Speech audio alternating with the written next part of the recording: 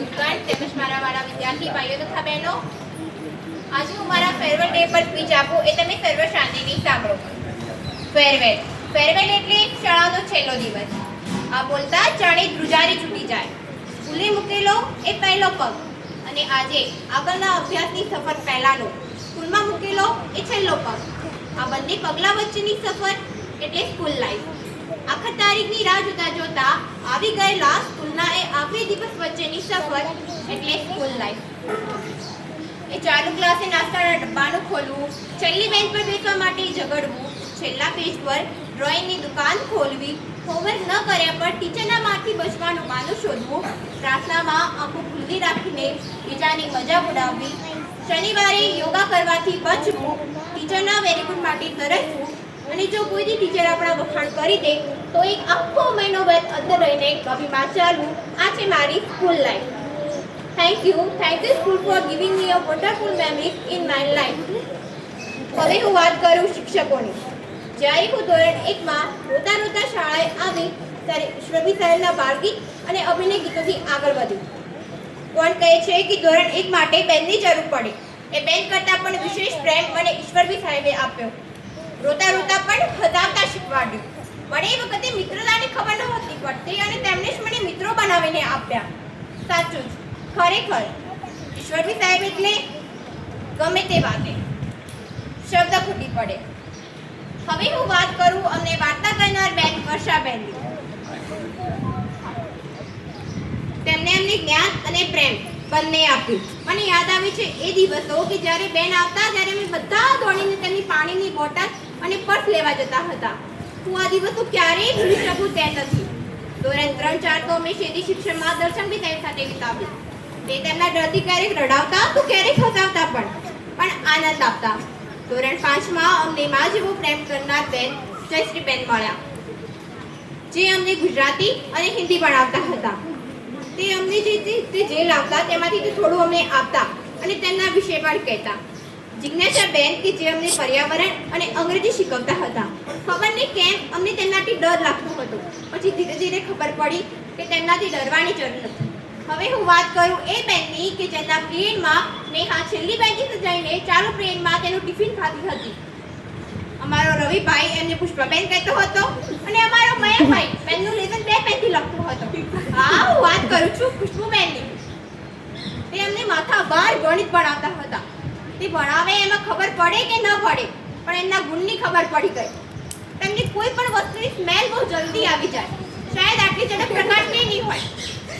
હવે હું વાત કરું પ્રકાશજી સાહેબની, જેમને અમને ધોરણ 7નું વિજ્ઞાન ભણાવ્યું. એ ભણાવતા હોય ત્યારે એમની દીકરી પ્રેક્ષા આવે અને કંઈ કહે એટલે પિક્ચર જોવાની શું મજા આવે કે વાત જ ન પૂછો. હવે હું વાત કરું ધર્મેન્દ્ર સરની કે જેમને અમે ધોરણ 8નું સંસ્કૃત ભણાવ્યું.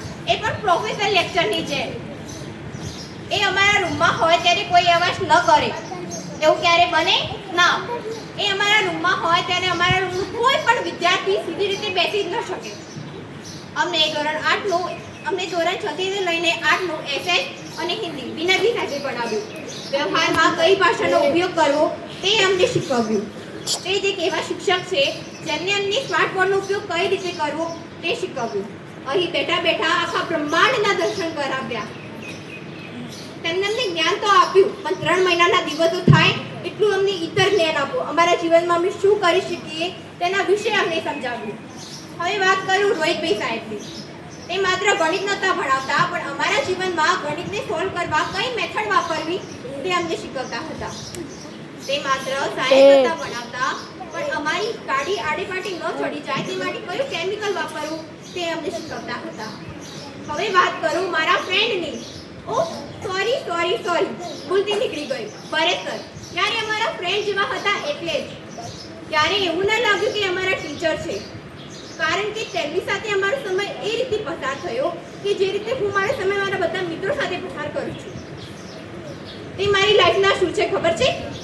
સુપર હીરો છે મારી લાઈફના. આજે હું એ બોલવા સક્ષમ છું તે પણ એમના કારણે જ છું. અરે આ સુધી મને ક્યારેય જરૂર નથી પડી ભગવદ્ ગીતા, રામાયણ કે મહાભારત ખોલવાની. એનાથી પણ વિશેષ જ્ઞાન મને ભરત સરે આપ્યું છે. Thank you sir, you are the best teacher in this world. મને હજુ બીજો અવતાર ચકલીનો યાદ છે અને યાદ રહેશે. તમારા ડાયલોગ પણ મને હંમેશા યાદ રહેશે.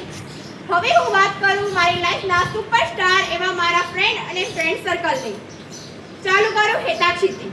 અમે બંને નાનપણથી મિત્રો રહ્યા છીએ. હેતાક્ષીને ગમે ત્યારે કંઈ કહીએ કે તો ખીચવીએ તો એને જલ્દી ખોટું લાગી જતું, પણ એને મનાવતા મને બહુ સારી રીતે આવડતું. પ્રજાપતિ પ્રિયાસી કે જેને આપણે ગમે ત્યારે કંઈ કહીએ તો ક્યારેય ખોટું ના લાગે. મજાક મસ્તીમાં અમે બંને એકબીજાને દુશ્મન કહેતા હતા. એકબીજાને ખીજવવાની કોઈ કસર અમે છોડી નથી, પણ આજ સુધી ક્યારેય પ્રિયાસીને ખોટું ના લાગ્યું. હવે વાત કરું અમારા ફ્રેન્ડ સર્કલના નાના બે ડોન એવા નાની પ્રિયાસી અને રિયાની. અરે રિયા પરથી યાદ આવ્યું, કાલે રિયાનો બર્થડે છે. એડવાન્સમાં હેપી બર્થડે રિયા. આ બંનેના આગળ અમારનો કોઈ છોકરો કંઈ બોલે નહીં, કારણ કે કોઈ બોલે તો તરત ટીચરને કહી દે, એટલે કોઈ છોકરો એના આગળ કંઈ જ બોલે નહીં. નિકિતા ગમે ત્યારે જોઈએ તો હસતી જ જોવા મળે. આરતી જે ભલે લાગે સીધી, પણ અમારા ફ્રેન્ડ સર્કલમાં એને બહુ જ મસ્તી કરેલી. કિંજલ કે તેની બધી જ વાતો મને કહી દે, એ પણ એકવાર માથામાં ખંજવાળી દે. એ ક્યારેક રડતી જોવા મળે તો ક્યારેક હસતી જોવા મળે, એટલે દુઃખને અને સુખને સમાન વોટ આપતી હતી. નેહા કે જે મારી પાર્ટનર હતી, પાર્ટનર છે અને પાર્ટનર રહેશે પણ. અમારી બંનેની બધી જ વસ્તુ ખાસ કરીને સમાન હોય, ખાલી અભ્યાસ સિવાય, કારણ કે અભ્યાસમાં અમારે બંને વચ્ચે ડિસ્ટન્સ હતો. બાકી બધી જ વસ્તુ અમારા બંનેનું એક જેવું હોય. નેહાની એક ખાસિયત હતી, તે ઘણી બધી વાતો કરી જાય. વાતોનો તો એના પાસે ખજાનો હતો. બેન્ચીસ પર કોતરીને લખેલા અમારે એ નામ શાયદ ભૂસાઈ જશે, પરંતુ તેના પર બેસીને વિતાવેલી અમારી યાદો ક્યારે નહીં ભૂલાય. મને શાળામાં યોજાયેલો શાકોત્સવ, વિજ્ઞાન મેળો, હોળી, રક્ષાબંધન, નવરાત્રી અને જ્યારે અમે એનએમએમએસની પરીક્ષા આપવા ગયેલા એ દિવસ, આ બધા દિવસો મને યાદ રહેશે. સ્કૂલના આ દિવસો પણ ગજબ છે નહીં? મતલબ એ 7 કલાકમાં કેટલી બધી મેમરીઝ બનાવી લીધી. પહેલું તો એ ટીચરે જો હોમવર્ક આપ્યું હોય એ કોઈનાથી થયેલું ન હોય, પણ ક્લાસનો એક નમૂનો તો એવો હોય જે ટીચરને યાદ અપાવે કે ટીચર આજે હોમવર્ક ચેક કરવાનું છે.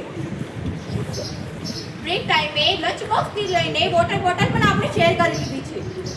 અને છેલ્લે બેલ પડવાની 10 મિનિટ વાર હોય ત્યારે તો આપણા બેગ પેક થઈ ગયા હોય. ઘરે જવાની કેટલી બધી ઉતાવળ.